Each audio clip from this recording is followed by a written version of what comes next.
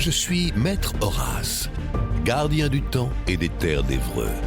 Et voici la Louise, ma messagère et porte-parole. Découvrez l'inattendu, écoutez l'invisible. Henri III, sans descendance, désigne, en vertu de la loi salique, son cousin et beau-frère, Henri de Bourbon, roi de Navarre, comme héritier de la couronne de France. Le 2 août 1589, le moine fanatique Jacques Clément plante son poignard dans l'histoire. La dynastie des Valois s'éteint et celle des Bourbons s'allume. Le roi est mort, vive le roi Henri IV. Plus que jamais, les guerres de religion déchirent le royaume. Problème, le roi Henri est protestant. Moi, la Louise, vous assure que la tâche n'est pas simple pour le nouveau souverain, dont la majorité des Français refusent de reconnaître la légitimité. Il s'est pourtant engagé à respecter la religion d'État et a même épousé la très catholique reine Margot. Incombe à Henri de conquérir un pays dont il est le roi mal aimé.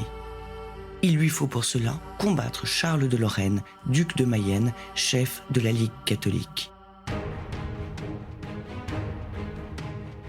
Après les victoires du Béarnais à Arques ou Vendôme, le chef de la Ligue ne peut rester inactif face à un homme aussi entreprenant que courageux. Il s'avance vers un conflit armé avec un contingent renforcé par des Espagnols, 2 à 3 fois plus pourvu que celui de son rival royal. L'affrontement a lieu le 14 mars 1590, à l'aube, sur la plaine Saint-André, près de la ville d'Ivry. Lieu choisi par le roi qui feint d'abord de fuir. Conscient de l'inégalité numérique et du peu de chances de réussite, il apostrophe Dieu devant ses troupes. Je cite : « Mes compagnons, Dieu est pour nous. Voici ses ennemis et les nôtres. Voici votre roi. Gardez bien vos rangs. Et si vous perdez enseignes, cornettes ou guidons, ralliez-vous à mon panache blanc. Vous le trouverez au chemin de la victoire et de l'honneur. » Puis, baissant la visière de son casque orné de plumes blanches, il charge.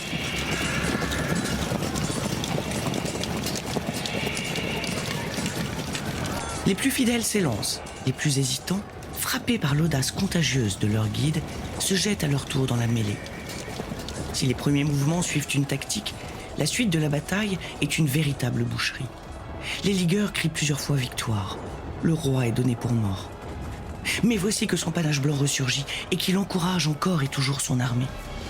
3 heures lui suffisent à décimer l'infanterie du duc de Mayenne. Côté huguenot, les pertes sont lourdes. Pourtant, Henri devient le grand, vénéré par ses sujets. La bataille d'Ivry, assurément la plus emblématique des guerres de religion, pose le prince du sang comme un meneur d'hommes et jette sur lui un éclat que la fin de son règne ne ternira pas, si ce n'est la lame meurtrière d'un autre fanatique du nom de Ravaillac. Si Paris vaut bien une messe, Ivry vaut bien une sieste. Et c'est précisément à Épied, sous un poirier, que le vert galant s'est octroyé un petit somme réparateur pour se remettre sur pied après cette bataille historique. En 1758, Louis-Charles de Bourbon, comte d'Eu, fait ériger une pyramide en l'honneur de la bravoure de son aïeul. Une vingtaine d'années plus tard, le duc de Penthièvre le rehausse d'un premier obélisque orné d'une fleur de lys dorée. Sous la Révolution, le monument est décimé. En 1802, Bonaparte, alors premier consul, désire visiter le lieu de la sieste royale. Ému, il ordonne la reconstruction sur ses ruines de l'obélisque commémoratif qui est devant vos yeux et la replantation de tilleuls en bordure. Encore aujourd'hui dressés, entendez-vous le murmure du vent dans leurs feuilles comme un hommage à la témérité ? À l'opposé du médaillon du buste d'Henri IV à la façon d'un profil romain, un autre présente les armes de France et de Navarre, agrémenté de l'inscription suivante, signée du futur empereur. Napoléon Bonaparte, premier consul, à la mémoire de Henri IV, victorieux des ennemis de l'État au champ d'Ivry, le 14 mars 1590. Le roi se reposa en ce lieu après la victoire.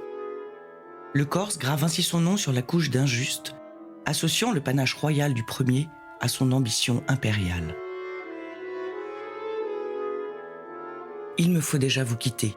À très bientôt. Te voici, ma fidèle cloche.